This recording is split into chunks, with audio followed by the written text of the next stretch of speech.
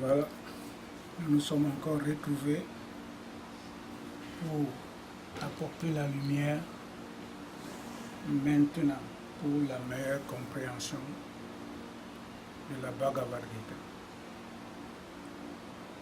Nous avions vu l'avant-dernière fois, nous avons fait l'aperçu sur l'avant-dernière fois sur le Mahabharata. Le Mahabharata, c'est le saint livre, nous l'avions dit, de l'Inde. Et c'est à partir de là que se dessine le jeu cosmique, y compris les acteurs qui vont finalement se retrouver dans la Bhagavad Gita. Nous avions vu comment cela a été présenté à partir de l'ancien âge qu'on appelait l'âge d'or. Ce cycle étant terminé, nous sommes rentrés donc, nous étions rentrés dans celui-ci qu'on appelle le Kali Yuga. Le Kali Yuga commence par la naissance de Krishna. Et c'est à partir de là que commence alors le déclin de l'ordre cosmique universel. Les vertus qu'on retrouvait avant sont complètement changées maintenant dans l'ordre de la matière. Donc ce qui prévaut maintenant dans l'âge de Kali, c'est la matière, le bien matériel. C'est ces valeurs qui priment. Donc c'est ça qu'on veut alors nous présenter dans la Bhagavad Gita. Ce n'est pas une histoire ordinaire, c'est l'histoire des conflits et des relations avec les conclusions finales qui sont l'essentiel de nos vies. On le vit au quotidien. On a un ami, aujourd'hui on peut s'appeler, continuer, le lendemain ça va se casser, c'est la guerre, c'est la trahison, il a fait ceci, la police descend, la femme reste veuve avec les enfants. Pourquoi? Parce qu'il y a une trahison. Il y a eu toujours et toujours ces conflits. On va se marier, tout le monde chante, on est content. Après quelques années, il y a le divorce, il y a le déchirement, il y a ceci, c'est l'âge qui voudrait que les choses soient comme ça. Alors ce n'est donc pas une histoire ordinaire, c'est une histoire qui doit être vécue et lue au quotidien par tout un chacun de nous. Chaque génération doit passer à travers ces conflits et préparer alors les bagarres,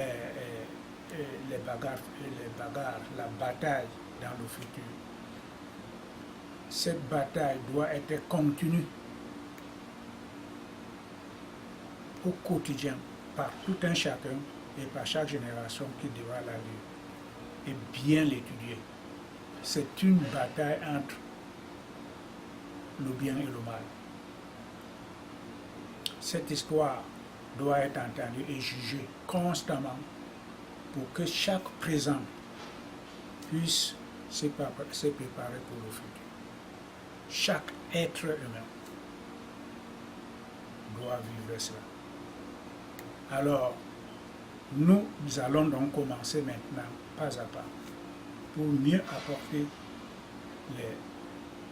les meilleurs éclaircissements.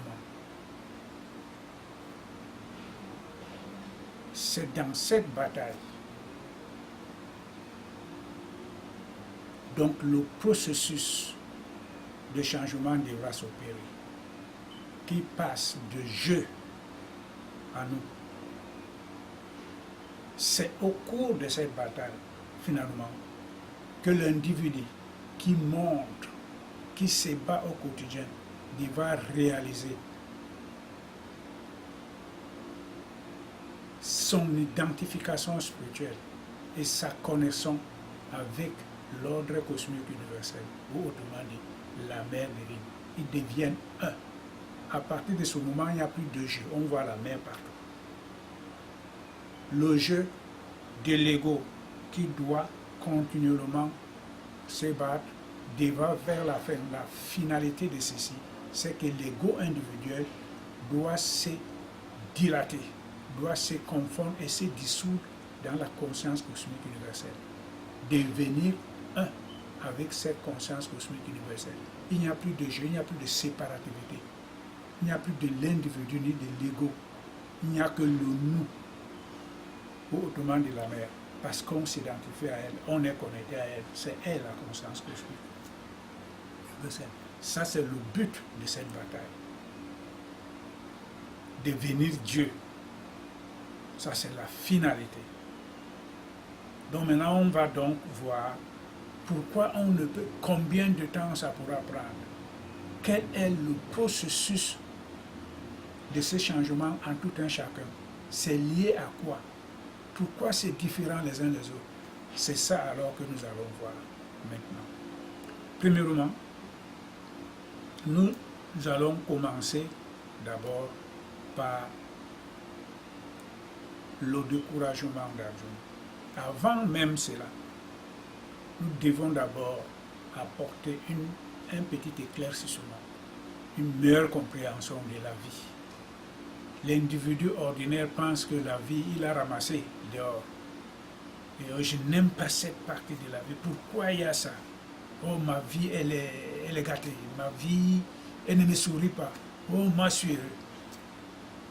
Tout un chacun de nous a un jugement particulier de ce qu'il appelle la vie. Et aux alentours, il entend des commentaires pour les autres. Tout ça, c'est complètement erroné. La vie n'est pas gagnée à la loterie. La réussite d'une vie, ce n'est pas gagner à la loterie. S'acheter des maisons, avoir beaucoup d'argent, envoyer les enfants à l'école, faire ceci, cela. Ce n'est pas la vie. Ce n'est pas l'individu en soi-même qui a, à partir de ses propres œuvres, a produit ça, a pu produire tout ceci. Non. La conscience cosmique universelle donne à tout un chacun de nous ce qu'il doit faire au quotidien. Et la mère, elle sait que l'individu, quel qu'il soit, est confronté à des difficultés énormes au quotidien. C'est pas lui qui les choisi, ça vient. Pourquoi? Parce que l'homme a été fait pour que ça soit comme ça. Alors, voilà le plan divin. Nous nous approchons donc maintenant pour comprendre ce que c'est que la bataille. La vie n'est donc pas ce que l'individu croit manger à table, faire ceci. C'est se battre. Cette bataille, c'est la vie. Et elle n'est autre chose que ça. Il faut se battre au quotidien. Si on ne se bat pas, on est entraîné par les vagues cosmiques. On ne s'arrête pas. Et à partir du moment où on est entraîné par les vagues cosmiques, on descend. Et ceux qui se battent remontent le cours de l'histoire. C'est ça que nous devons comprendre. Si on ne va pas se battre, on se laisse entraîner par le courant cosmique. Ça nous donne ce que nous devons avoir. Et cette vie passe, une autre viendra. Parce que la vie n'est qu'une étape. Nous ne sommes pas ces corps. Nous sommes existence infinie. Et comme nous n'avions pas encore pris la décision de se battre, de commencer à remonter le cours du temps, alors on se laisse entraîner et cet ordre cosmique nous donne au quotidien ce que nous devons faire. Et cette vie va passer, l'autre viendra. Et c'est pour ça, par exemple, dans Jude, chapitre 20, il dit que ceux-là sont nés pour mourir. On n'attend rien d'eux. Donc c'est ça la vie. La vie, ce n'est pas que j'ai produit ça, c'est faux. C'est une fausse conception. La vie, c'est la bataille. Il faut l'affronter. Et cette bataille n'est pas du tout gagnée. Ça peut prendre tous les siècles, tous les cycles cosmiques. Donc des milliards et des milliards d'années. Et comment pourra-t-on savoir qu'on peut être gracié pour gagner cette bataille si on ne se bat pas? Alors, voilà pourquoi ceux qui ne peuvent pas comprendre cela sont complètement dans l'ignorance. L'individu, à partir du processus de la création divine, est lié à l'action. Cette action, c'est les courants cosmiques qui nous donnent ce que nous devons faire. Et ces actions-là, c'est ça que nous devons nous battre, afin d'avoir un déliement de ces actions. C'est ça la bataille, c'est ça la vie. Ce n'est pas manger à table, aller jouer au ballon, faire ceci. Non. La vie, c'est se battre contre ce courant cosmique pour être complètement détaché de l'action. C'est la finalité que nous allons finalement arriver à comprendre ici. Quand Krishna dit à Arjuna que l'inaction est supérieure à l'action, comment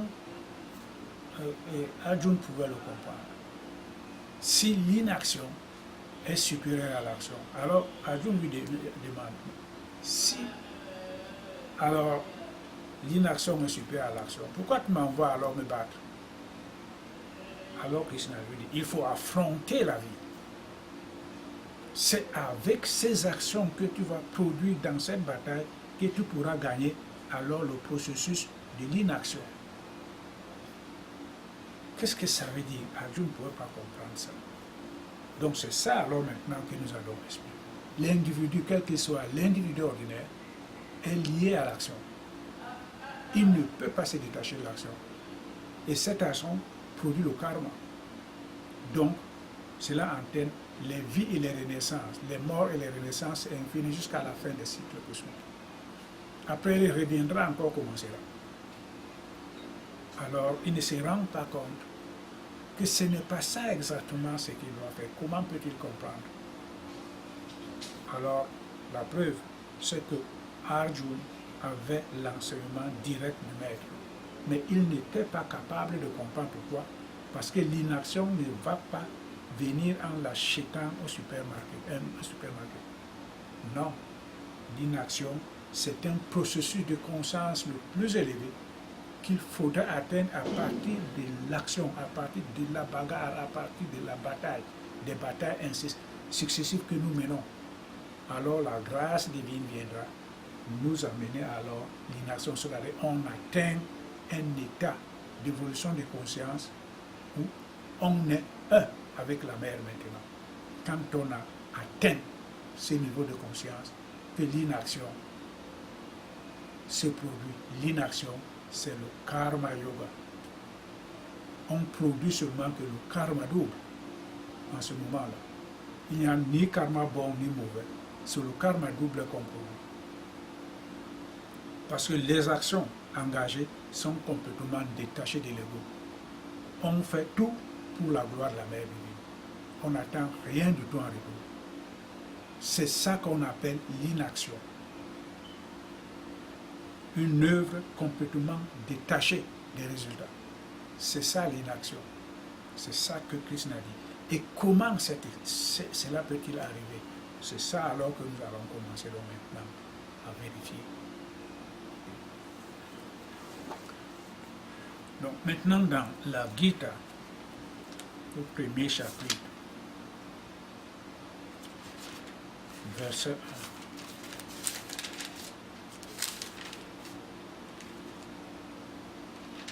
Sur le champ de bataille de Kurukshetra. Kurukshetra était une terre sainte, c'est là où se déroulait toujours la guerre sainte. Alors Kurukshetra est le symbole de notre corps humain personnel. C'est là alors nous allons commencer.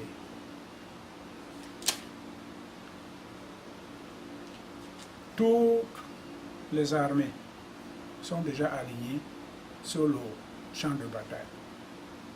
Nous avions vu précédemment les 5 Pandavas représentant le principe spirituel existant en l'homme et qui est au champ de bataille qu'on appelle Kurukshetra, et le principe matériel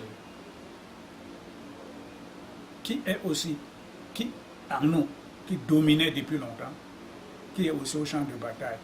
Ça veut dire donc que les Pandavas, on a vu comment ils ont souffert depuis les bas âges. C'est leur père qui était empereur. C'est lui qui a construit la dynastie des Kourous ensemble. Il est venu approfondir la grandeur de la dynastie des Kourous parce que c'est Mahabharata qui l'avait commencé.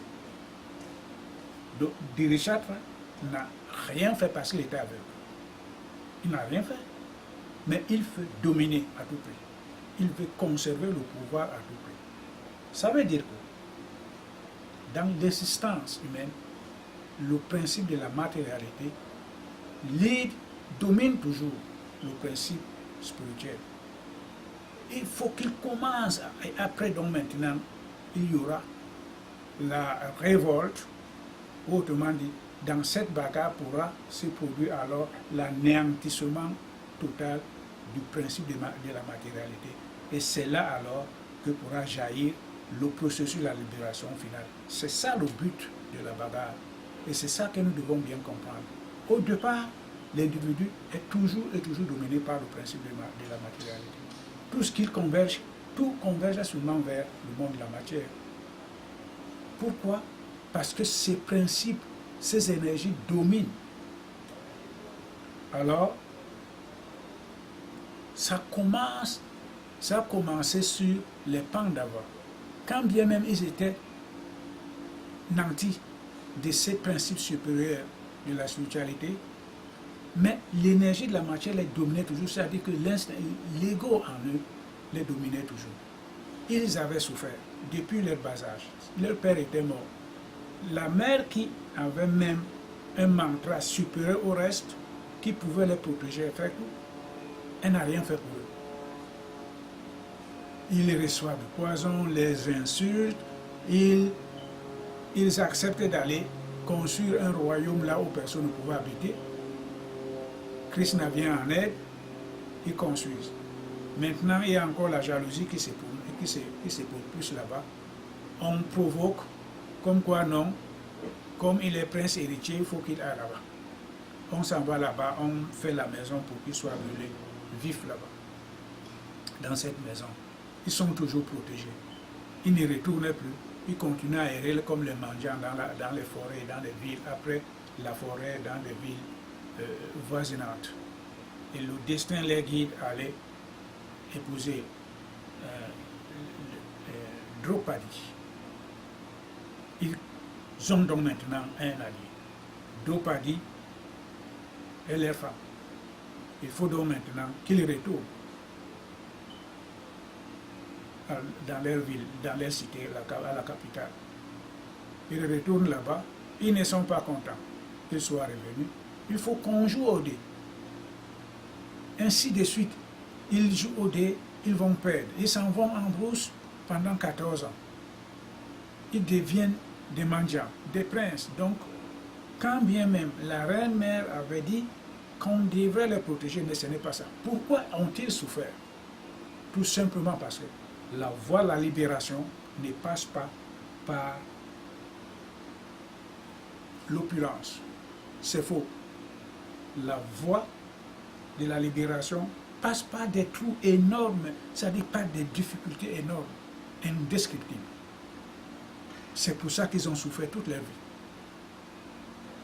Pourquoi? Parce qu'ils étaient désélus pour avoir la libération. Et c'est pour ça que Krishna était avec eux. Parce qu'il renfermait en eux le principe de la justice, de la lumière et de la vérité.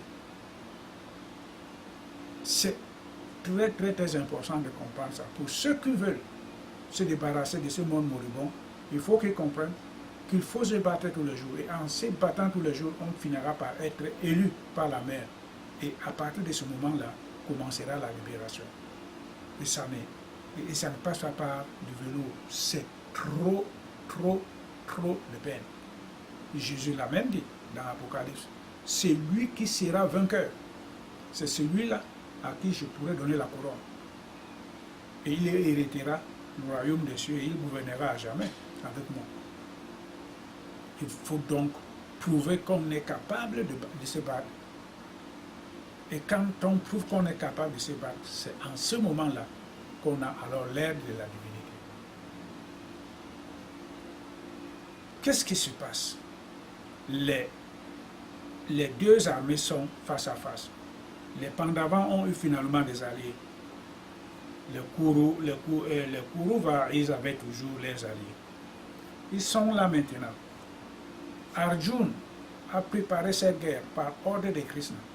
Il a même été au ciel chez son père, qu'on appelle Indra, pour acquérir des armes divines. Indra l'a béni. Il a eu toutes les armes divines, au point même qu'il pouvait gagner cette guerre lui seul, sans personne. Il revient donc maintenant. Il dit à Krishna, non, moi je ne me bats pas.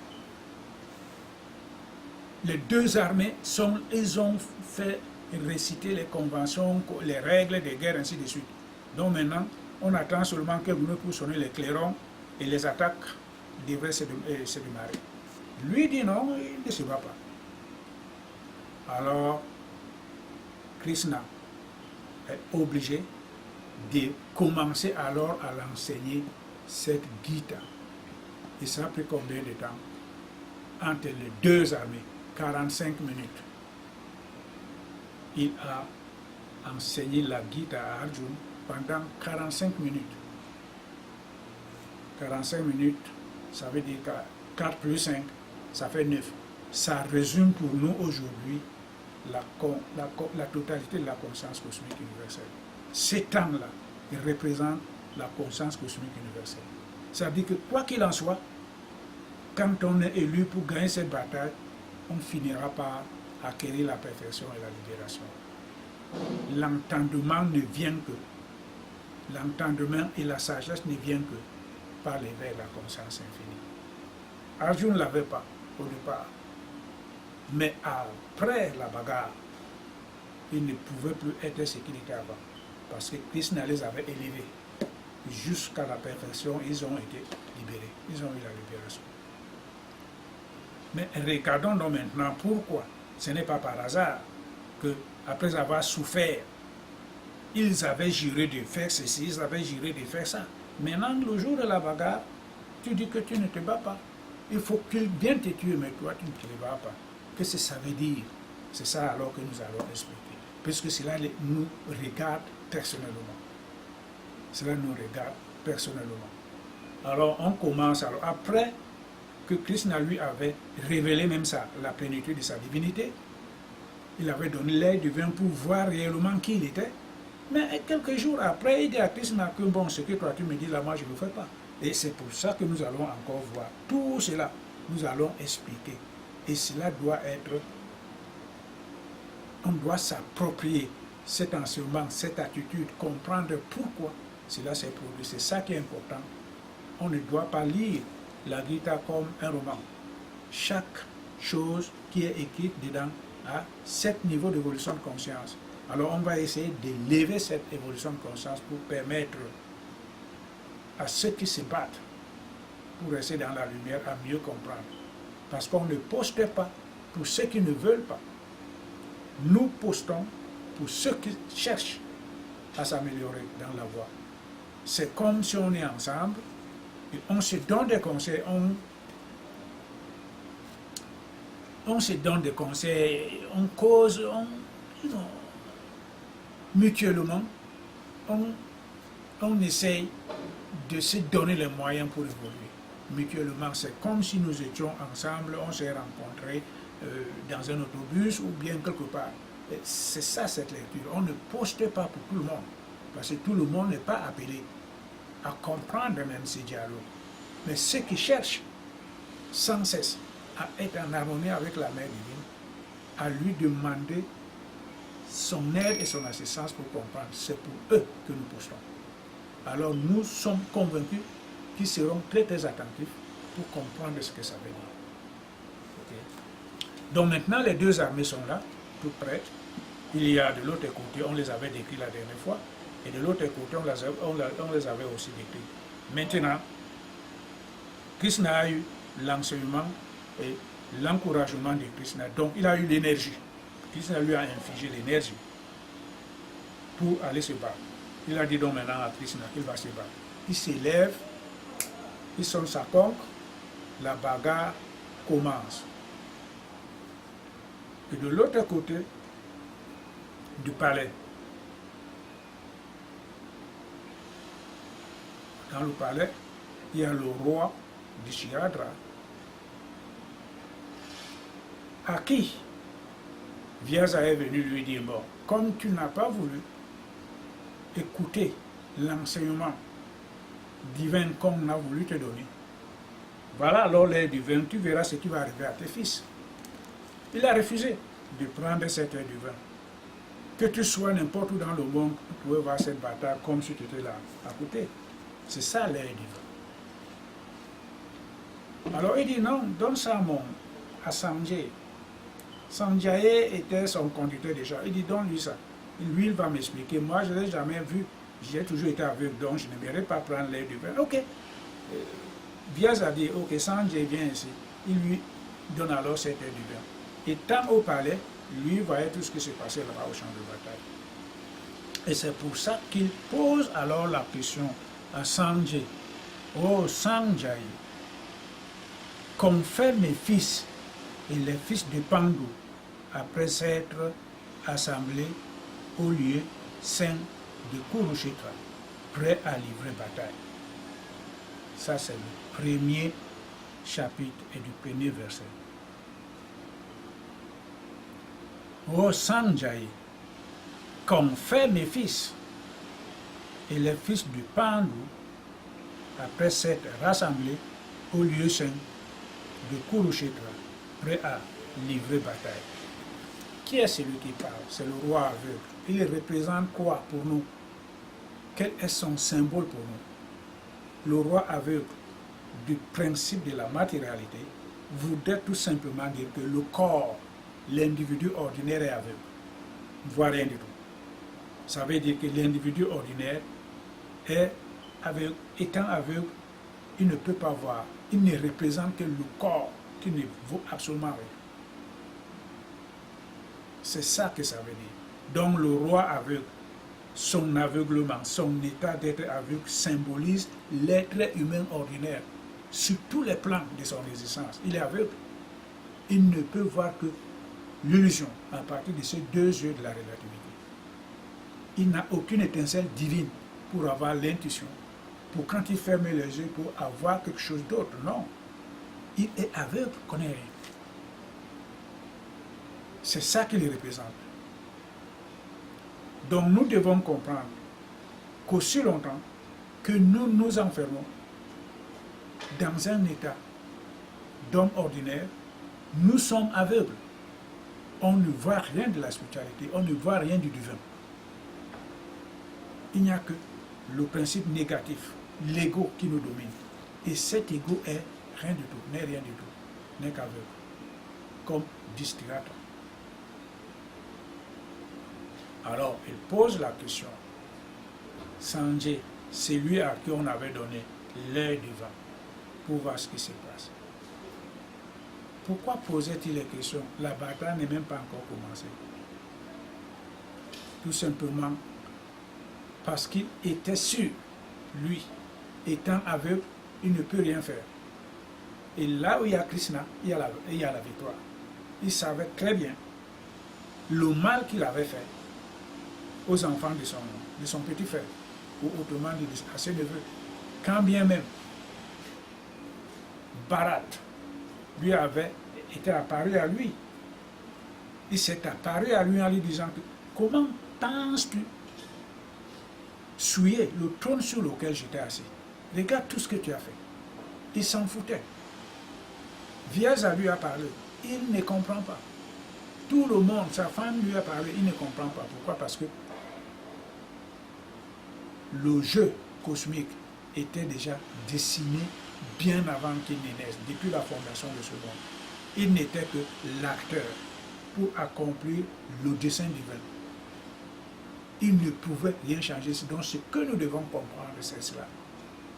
Que nous ne sommes pas les acteurs. Nous ne sommes que les acteurs, mais nous ne promouvons pas ce que nous faisons. Nous ne sommes pas propriétaires et décideurs de ce que nous devons faire. Nous ne sommes que les acteurs, les outils que l'ordre cosmique utilise pour faire ceci, cela en son temps. Et ce que l'ordre cosmique décide, c'est ce qui se passe. Et nous avons déjà vu plusieurs exemples avant. Après lui, on a vu Pharaon, à qui Dieu disait à Moïse, va lui dire, mais moi j'endurcis son cœur pour qu'il ne le fasse pas. Afin que mon nom soit déclaré et reconnu à travers toute la terre. C'est ce qui s'est passé. Et cela s'est résumé en la personne de Distarate, en tant que roi aveugle. Tout le monde avait compris, n'a pas compris. Pourquoi? Parce que son rôle était de faire ce qu'il a fait, pas plus. Donc maintenant, il demande alors à Sanjay, qu'ont fait mes enfants? Il savait que cette bataille, il ne la gagnera pas. Il le savait très bien. Pourquoi? Parce que Krishna était du côté des Pandavas. Krishna était à côté du Pandava. Il ne pouvait pas gagner Krishna. C'est impossible. Puisque l'ordre cosmique n'avait pas dirigé le jeu vers cette direction-là. Le jeu était que tout ceci doit être accompli selon le plan divin. Alors on lui a donc narré, Sanjay lui a narré ce qu'il avait vu dans le champ de bataille. Les deux armées étaient présentes. Il a décrit les généraux d'un côté et ceux de l'autre côté. Voilà. Alors le verset 2 dit,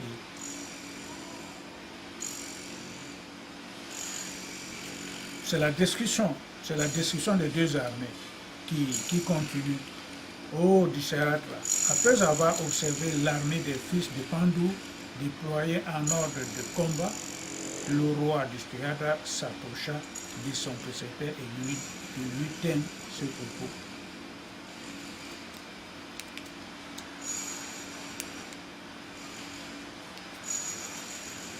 Contemple, ô mon maître, la puissance armée des fils de Pandu, disposée de 6 experts, façon pour ton brillant élève, le fils Drupa. Donc, ici, on décrit seulement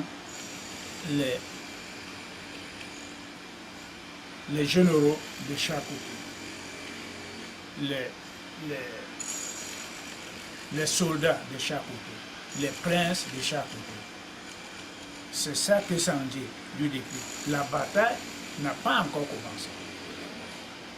Seulement, ce qui est intéressant pour nous ici, c'est de comprendre que le roi aveugle est le symbole de l'homme ordinaire. Le roi aveugle est le symbole de l'homme ordinaire du temps actuel. Celui qui n'a pas l'éveil de la conscience infinie doit automatiquement et directement s'identifier à ce roi et commencer à chercher les déviations possibles pour qu'il ne fasse pas ce qu'il a fait, en suppliant la mère de l'aider à comprendre, de l'aider à sa direction, de l'amener vers le haut. Donc, ici, ce que nous devons comprendre au premier temps, le roi demande à Sanjay, son conducteur de char, dis-moi ce qui se passe là-bas. Il est dans l'inquiétude. Il sait que là où il y a Krishna, il y a la vérité. Et là où il y a la vérité, il y a la victoire. Sa femme le savait, la reine. Gandhari le savait, elle lui a dit, avant la bataille, stop cette guerre, parce que les Pandavas ne sont pas seuls, ils sont avec Krishna. Et là où il y a Krishna, il y a la vérité. Et là où il y a la vérité, il y a la victoire finale. Il lui disait que chacun de nous a sa perception de la vérité. J'ai la mienne, toi tu me parles de... Donc, il y a donc l'endurcissement de son cœur qui n'allait pas, qui ne pouvait pas aller autrement que selon ce que Dieu avait, la mère divine avait décidé que ça se passe, selon son jeu cosmique. Donc il savait vers la fin, il ne pouvait pas arrêter la guerre, il savait vers la fin que comme les Pandavas et que Arjuna conduit le char d'Arjuna, ses fils ne pourront jamais gagner cette bataille. Et c'est pour ça qu'il a posé cette question. Il savait par erreur que Bhishma, éternel vainqueur, comment les Pandavas pourraient gagner la bataille et que ses fils perdent. Quand les Dronas, qui ont eu les armes divines en tant que maître spirituel, qui a enseigné à Arjuna et le reste, comment le fils de Drona, qui est protégé par l'immortalité, il a des armes divines. Et les autres, le gourou du palais, qui a les armes divines. La cour était pleine de grands guerriers qui ont déjà fait des preuves. Personne ne les a jamais battus. Mais les Pandavas n'ont jamais fait la guerre. Mais ils avaient oublié une chose, c'est que là où il y a Krishna est la plénitude de la divinité. C'est lui qui a conçu ce jeu et c'est lui qui sait le dénouement de tout. Alors quand il demande, parce qu'il est dans l'inquiétude, parce qu'il sait qu'il représente le principe du mal, il ne peut pas aller loin. Et c'est pour ça qu'il demande, et que c'est ça que nous devons retenir pour ce premier chapitre à l'introduction. Il est aveugle, ça représente l'individu ordinaire qui est loin de l'étincelle divine, de la lumière divine. Il ne peut pas voir. Il ne représente rien que le corps. C'est ça que nous devons retenir. Donc, ce premier chapitre continue après. Après avoir observé l'armée des filles de Pandu déployée en ordre de combat, le roi Duryodhana s'approcha de son précepteur et lui fait cette remarque. C'est quoi? Contemple, mon maître, la puissante armée des fils de Pandu disposée des experts, des 6 experts façon par ton brillant élève, le fils de Drupada. Voilà. C'était lui. On continue toujours. Là, c'est la description. La description.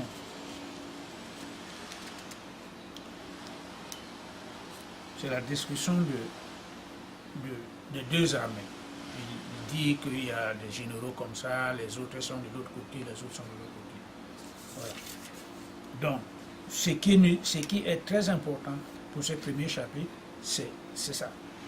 Nous avons 2 choses. L'état du roi et son symbole. L'état du roi est aveugle, son symbole, c'est l'homme ordinaire. Il symbolise le nomade, l'homme ordinaire, qui n'a aucune vision. Il croit être propriétaire des œuvres qu'il fait, mais non. Cela lui est donné par l'ordre cosmique qui ne voit rien. Quand le moment arrive, il a ça. Il est lié à l'action. Et cette action, les actions lui viennent pas selon comme il veut, mais selon l'ordre cosmique universel qui lui attribue ce qu'il doit faire. Et lui-même ne voit pas. Il ne peut rien voir, il est aveugle. Et c'est ça, l'état. C'est ce que nous devons retenir pour ce premier chapitre. C'est ça que nous devons retenir. Le roi était aveugle. L'homme ordinaire est aveugle sur le plan spirituel, il ne voit rien. Et quand on est aveugle sur le plan spirituel, on ne va nulle part, on tourne en rond. Et c'est ça, alors l'état d'homme ordinaire multiplié par n, qui compose l'humanité matérielle. Vous êtes conscient de ce qui se passe dans le monde. Il n'y a rien de propre, il n'y a rien de clair. On vous dit même qu'il y a les recherches scientifiques qu'on accumule. Alors que là-bas, on ne cumule rien. On ne cherche rien dans le monde spirituel. Tout est éclairé. Tout est clair. Tout est clair. Il n'y a que la lumière partout. On accumule quoi? On n'accumule rien. On cherche quoi? On ne cherche rien. Ta voix, elle est là, tout le monde seulement pour aller. Alors que dans le monde en bas, on est aveugle. La bataille se passe dans le monde d'en bas. C'est ça que nous devons retenir. Distrayatra, le roi aveugle, est le symbole de matérialité. Il est aveugle, donc l'homme ordinaire ne voit rien. Aussi longtemps, on l'a déjà dit, aussi longtemps que la mère en soi, en tant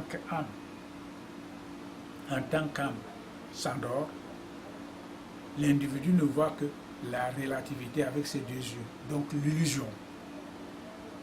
L'individu ne vit que dans l'illusion. Âge après âge, incarnation après incarnation, c'est ça le problème.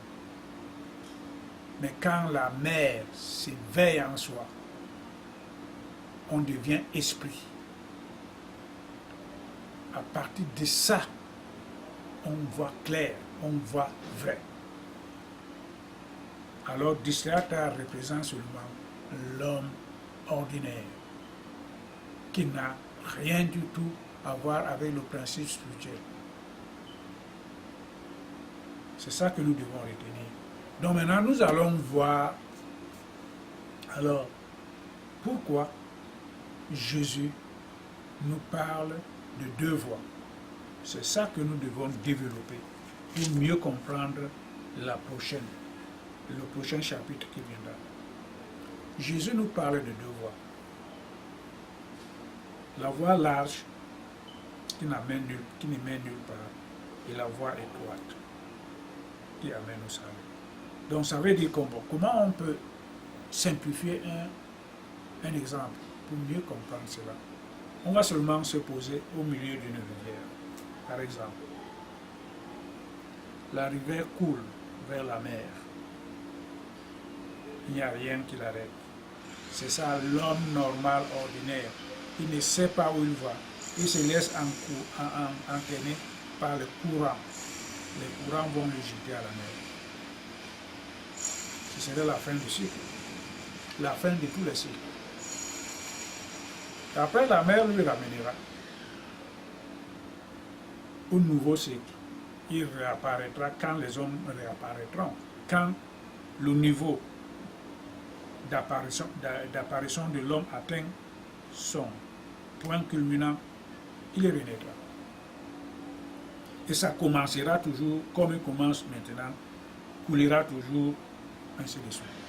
Jésus dit que cette voie qui descend, elle est là, n'amène nulle part. Mais l'autre voie, dont on a vu une voie qui descend, et l'autre remonte. Les gens qui remontent, c'est eux qui se battent. C'est ça que nous devons comprendre ici. Parce que pour remonter, il faut se battre, il faut nager.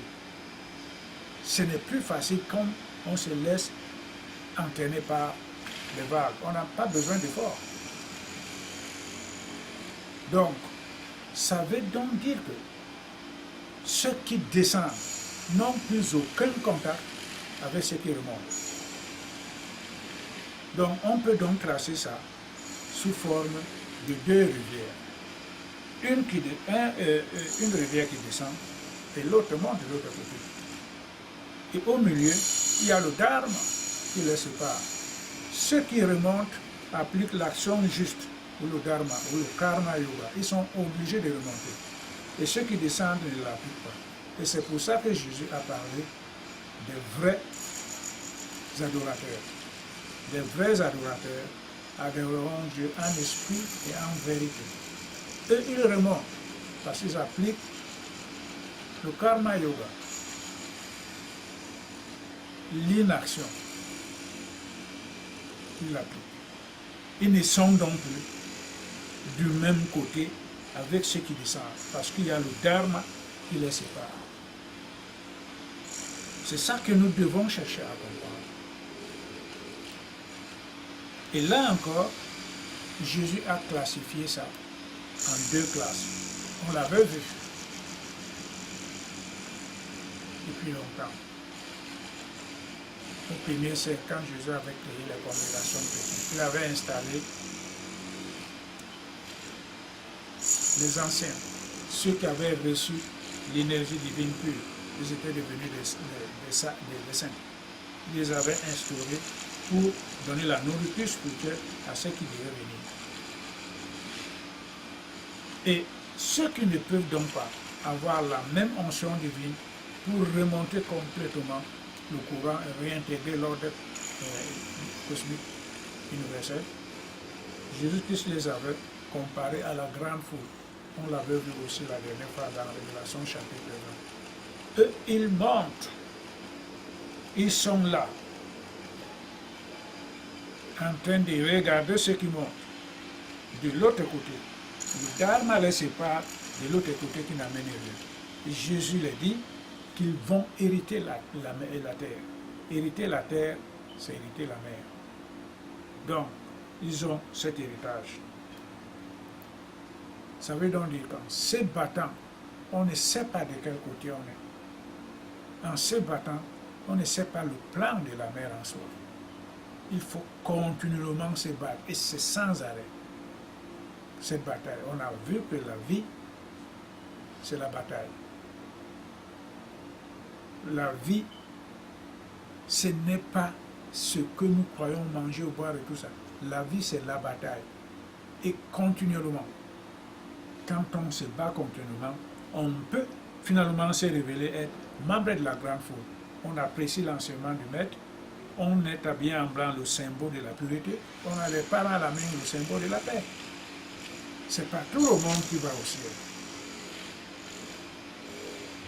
Mais pour hériter cela, il faut se battre. Il faut se battre. Pour essayer d'hériter le principe du bien et s'asseoir de l'autre côté, il y a Krishna, il faut se battre.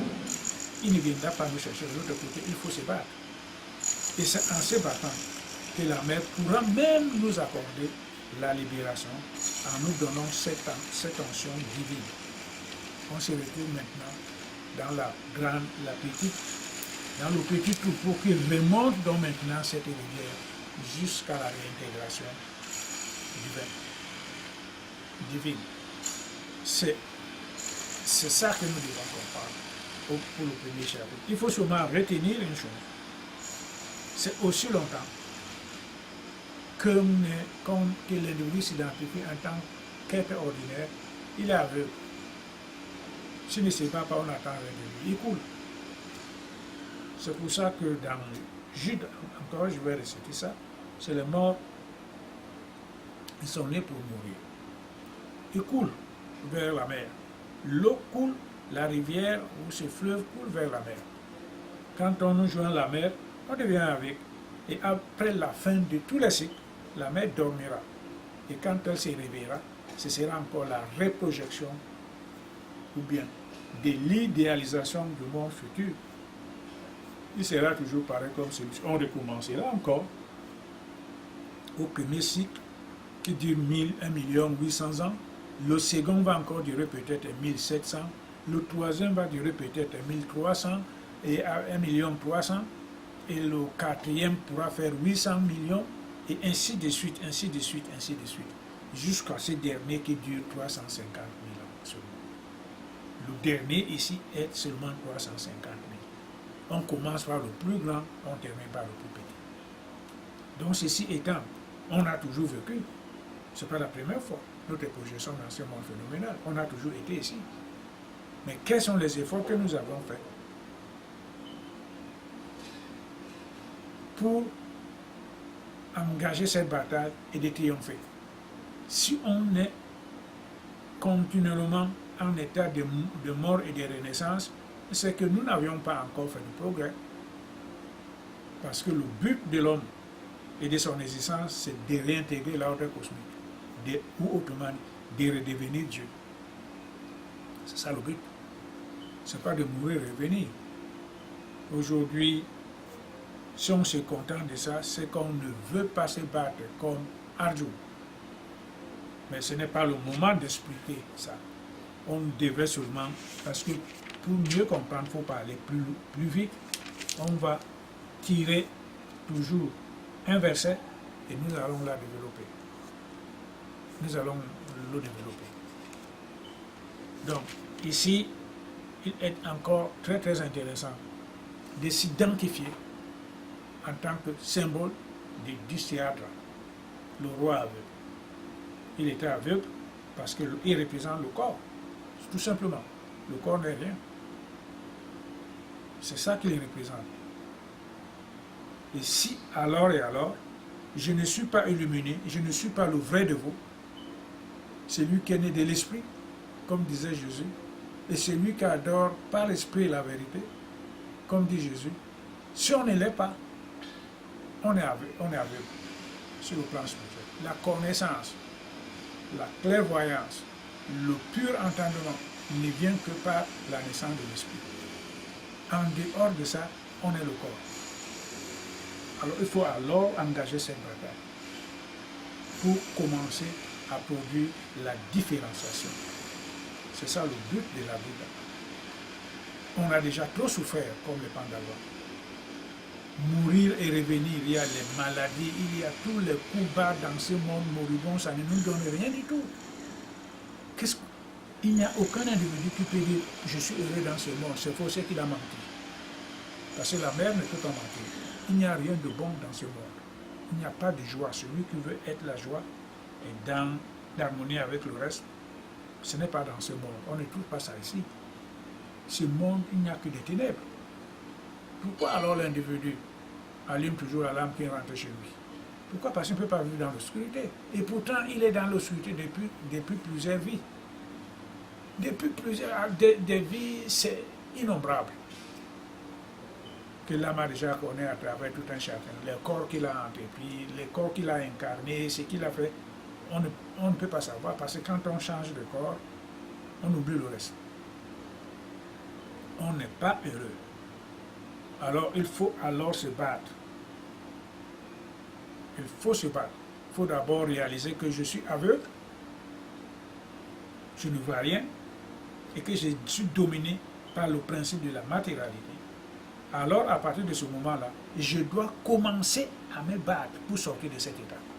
C'est ça le but de la Gita. Parce qu'on doit savoir, comme le roi de Staratra, que là où il n'y a pas la lumière divine, il n'y a pas de résultats. Il n'y a pas de résultats. On ne peut rien gagner. Il faut qu'il y ait la lumière divine en soi, qu'elle s'établisse et qu'elle s'y assied. À partir de ce moment-là, on commence alors à suivre l'enseignement. Et on commencera alors à suivre l'enseignement du guide propre à nous, qui est Krishna. Et c'est lui qui va diriger ce corps. C'est lui qui va nous faire sortir des obstacles, ainsi de suite, ainsi de suite. Si on ne se bat pas, il ne fera rien. On verra plus tard que sans son enseignement, Arjuna ne pourra pas prendre sa lance et aller à la bataille. Donc cela nous regarde personnellement. Donc ce que nous devons retenir aujourd'hui, c'est que le roi Dhritarashtra, le roi aveugle, qui avait 100 fils dans cette bataille, il savait qu'à son état d'aveugle, il ne peut même pas voir, il ne peut même pas écouter, il ne peut pas se rendre au champ de bataille pour voir ce qui se passe. Il demande, qu'est-ce qu'ils ont fait mes fils? Pourquoi? Parce qu'il savait que ses fils ne gagneront pas. Il savait très bien que Krishna est derrière les Pandavas. Et là où il y a Krishna, il y a la vérité. Là où il y a la vérité, il y a la victoire. Il le savait. Et il était alors inquiet.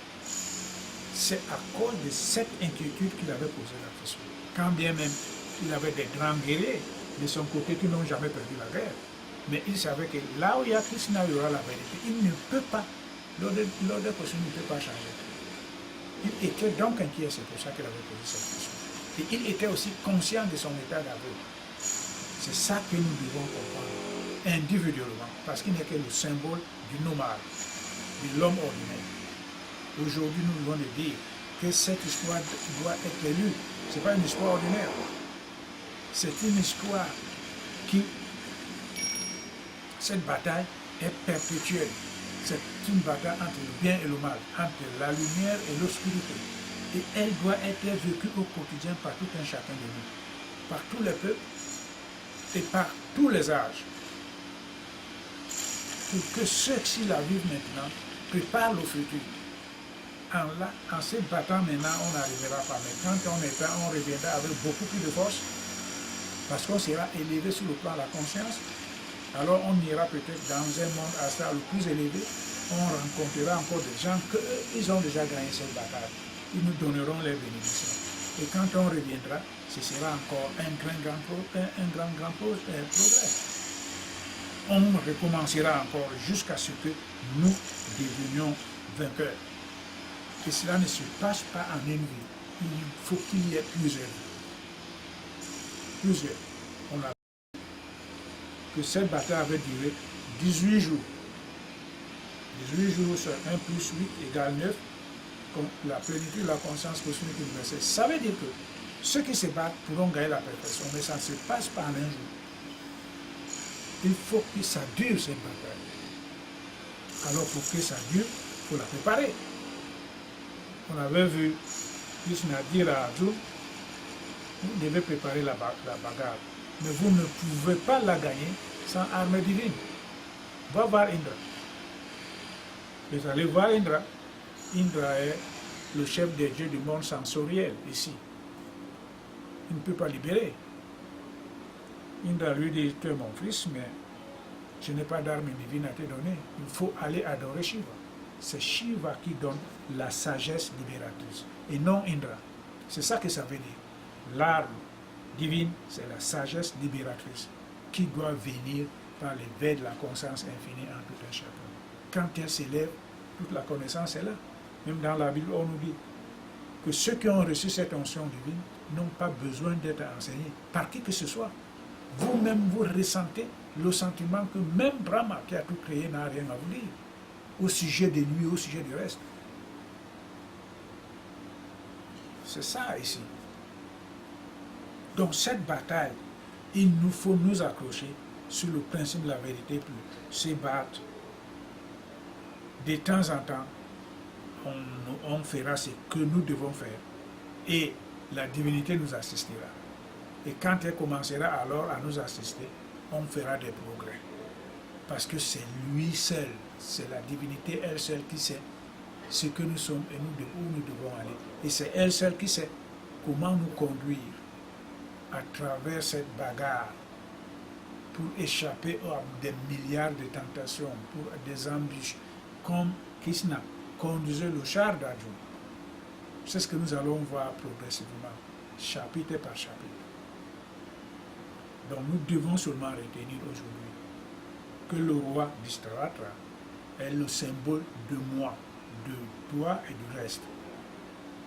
Il est aveugle. Aussi longtemps qu'on n'a pas encore levé la conscience, il faut la chercher en commençant à adorer la Mère divine pour qu'elle essaye de s'intéresser à nous. Et elle va le faire parce qu'elle n'a qu'amour. Celui qui fait un petit pas, elle en fera 10 pour l'assister. C'est ça. Parce qu'elle ne vient pas du ciel, elle est à l'intérieur de soi-même. Seulement elle est dominée par le principe de la matière qui est l'ego. C'est elle qui le voudra. C'est elle qui l'aura voulu. Donc quand on l'invoque avec fermeté, avec régularité, elle commence alors à s'intéresser à nous, elle commence alors à prendre la direction progressive, petit à petit, jusqu'à ce qu'elle va alors produire la non-action en nous et les portes de la libération seront ouvertes. Donc c'est ce que nous devons retenir aujourd'hui. Ok, prochainement, nous allons continuer à relire encore ces versets et aller au chapitre 2. Parce qu'on ne va pas lire tout ça, il faut aller doucement, pour mieux comprendre. Que la Mère nous accorde sa grâce, sa sagesse bienveillante pour faciliter notre compréhension. Qu'elle soit bénie par Dieu.